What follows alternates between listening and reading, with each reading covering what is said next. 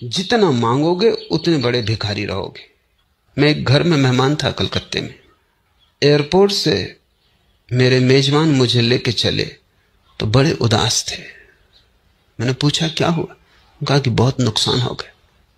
पत्नी ने, वो भी पीछे बैठी थी, उसने कहा इनकी बातों में मत पड़ना, आप तो जानते ही नुकसान बिल्कुल नहीं हुआ है, लाभ हुआ है।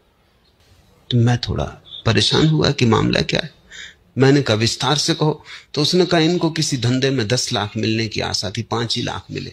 ये कहते हैं 5 लाख का नुकसान हो गया और उससे बड़े परेशान है, रात सो नहीं सकते। और मैं इनको समझा समझा के मरी जा रही हूं। और इसलिए मैंने चाहा कि आप आए कि इनको थोड़ी याद दिलाएं कि 5 लाख का लाभ हुआ है। कामना 10 की हो और 5 ही मिले तो 5 का तो नुकसान हो गया। अगर कामना 50 की होती तो और बड़ा नुकसान होता। अगर कामना करोड़ की होती तो भिखारी हो गए थे, दिवाली निकल गए। जितनी बड़ी कामना होती चली जाती है उतना बड़ा भिखारीपन बढ़ता चला जाता। इसलिए सम्राटों से बड़े भिखारी तुम कहीं ना पा सकोगे और धनियों से बड़े दरिद्र खोजना मुश्किल है। उनके पास क्या है उसकी गिनती मत करना, क्योंकि उसकी वो गिनती खुद ही नहीं कर रहे हैं, तुम क्यों करो। उनके पास जो नहीं है उसका हिसाब करना है, तब तुम्हें पता चलेगा। यही भूल हो रही।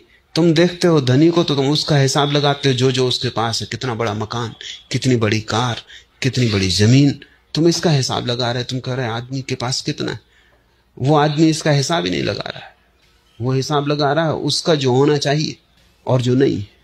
तुम ईर्ष्या से मरे जा रहे हो कि काश इतना हमारे पास होता, और वो आदमी अपनी तृष्णा से मर